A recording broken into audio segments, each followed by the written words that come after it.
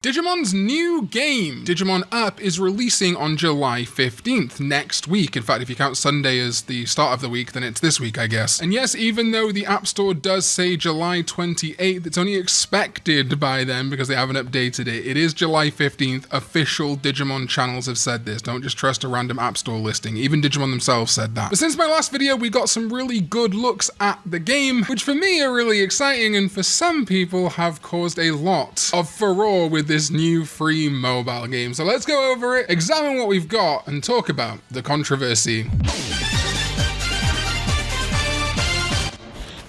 What is up, digital companions? My name is Karn EX and welcome back to another Digimon Up video. We are tantalizingly close. I cannot wait to show you something this week. And yes, we got some news on Digimon Up this week, since the last news on Digimon Up we got this week. First of all, we got a look at what will be the gacha, or at least one of the gacha systems of this game. Supports Digimon and skill cards. These are your keys to victory. You can get both from summons. Get a head start with the summon tickets distributed from the pre-registration campaign and acquire more by clearing in-game missions. So yes, the skill card summon tickets and the supporter summon tickets we got as part of the pre-registration campaign are basically gacha pull tickets. Now I know, gacha is disappointing to some people, I get it. It's a mobile game. Literally every Digimon mobile game has had gacha. People are claiming they missed Digimon Lynx and Digimon Eirias. They had gacha too. I also want to make a note of the fact that there's something called a hologram ticket which we're getting in the pre-registrations. If we look over at the gameplay screen, which I'll talk about more later, it seems that the hologram is the thing in the middle that you get Terriermon Assistant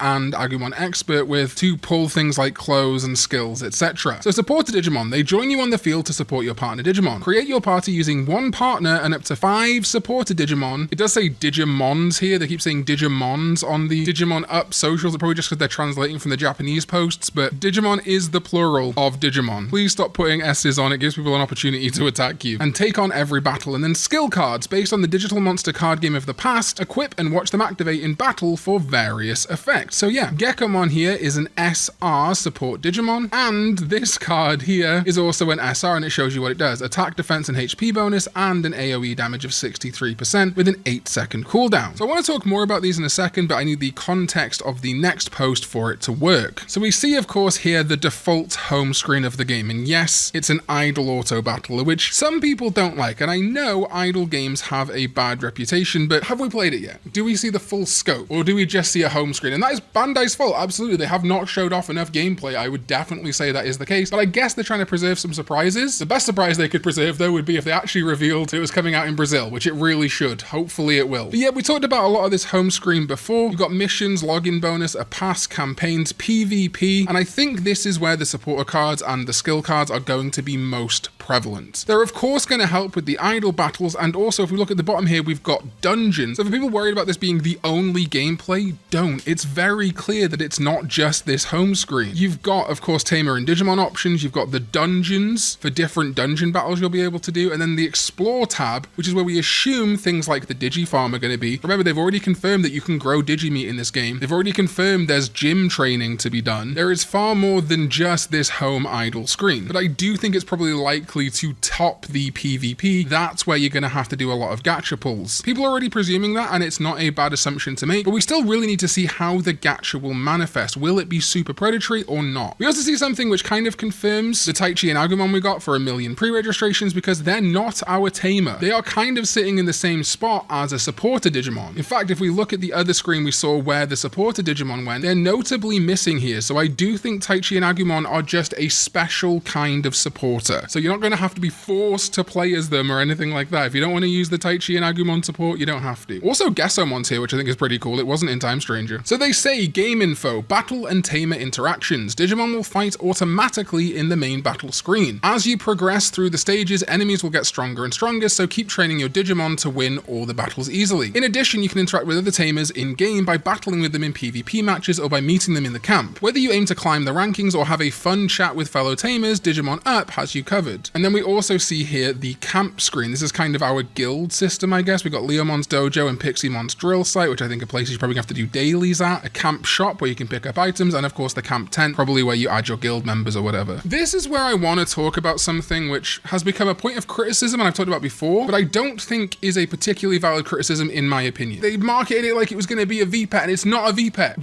Where did they ever say that? This reminds me of Digimon Survive, where people were like, they never said it would be a visual novel, even though they did. Now, if you wanted a virtual pet mobile game, that's in your rights. Honestly, Bandai probably should have made this a virtual pet mobile game. They never advertised it as one. In fact, pretty consistently, like I talked about in my video about the controversy initially, they made it very clear this is very intrinsically linked to Digimon anime, Digimon adventure, related to Digivices, like they've showed off. There will be Digivices in the game. I think they've been pretty clear from day one, this is basically the mobile game version of the Digivice toys. And when you frame it like that, that's exactly what it is. Think about the Digivice toys of the past, right? You choose your initial starter Digimon. Let's say on the D3, you choose Vmon. Then you're basically just going for a walk with Vmon using the pendulum, I guess, in the Digivice toy. And then when you get a certain amount of steps, you hit a boss fight. You don't really do a ton of interaction in those boss fights other than shaking the Digivice. This is kind of the same situation here. The Digivice toys are auto battlers where you play with anime partners and raise them in one Digivolution line. Admittedly, in the 0-2 Digivice toys, you could also use the Armor Digi Eggs, fight enemies, and then get,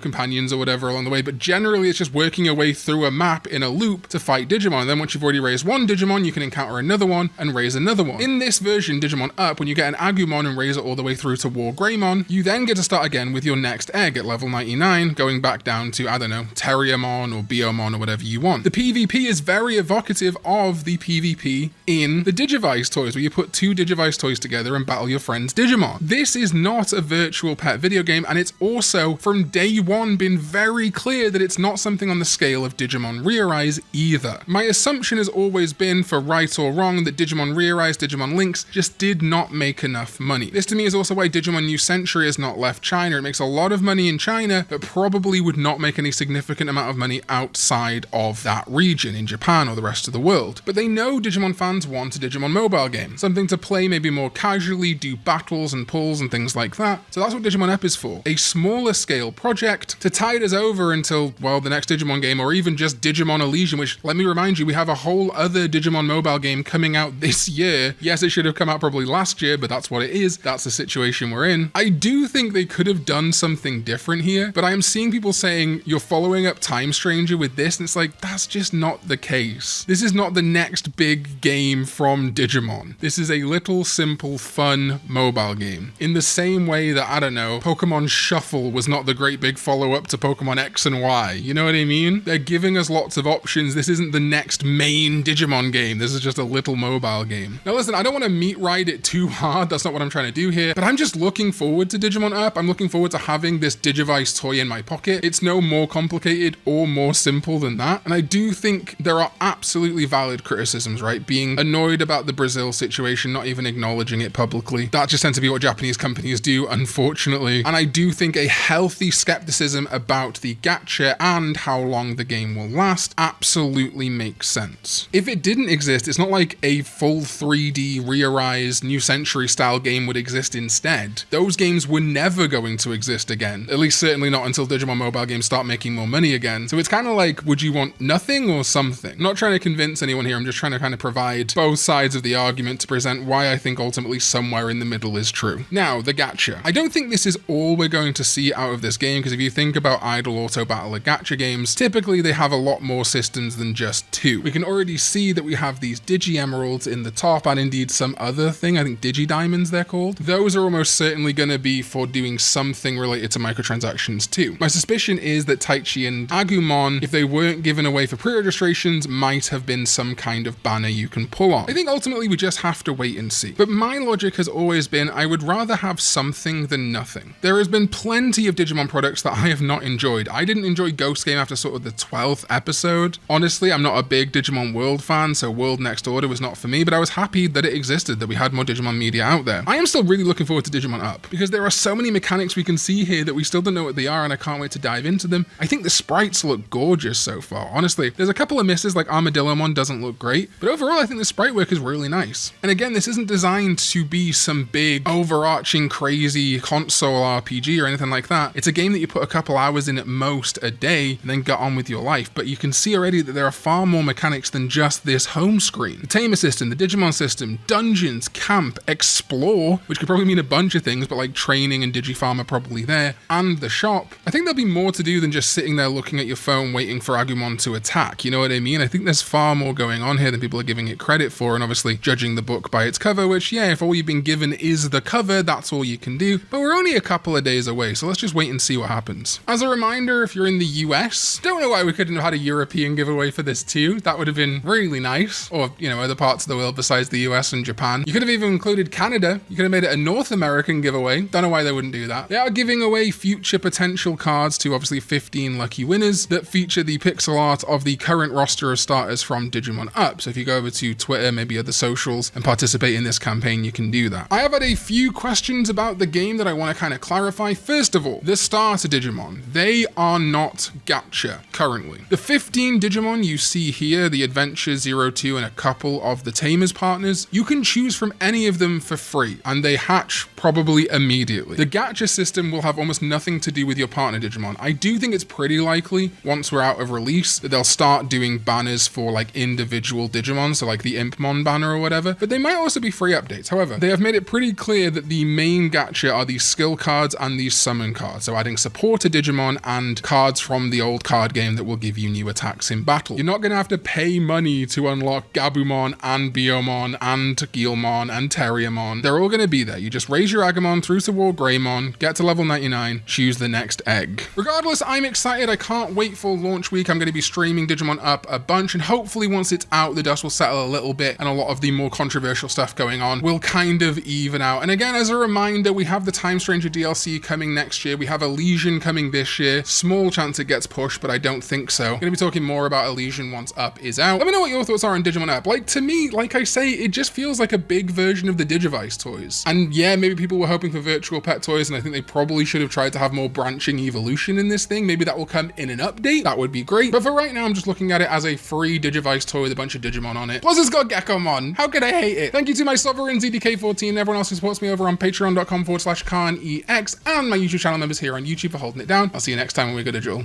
Bye bye.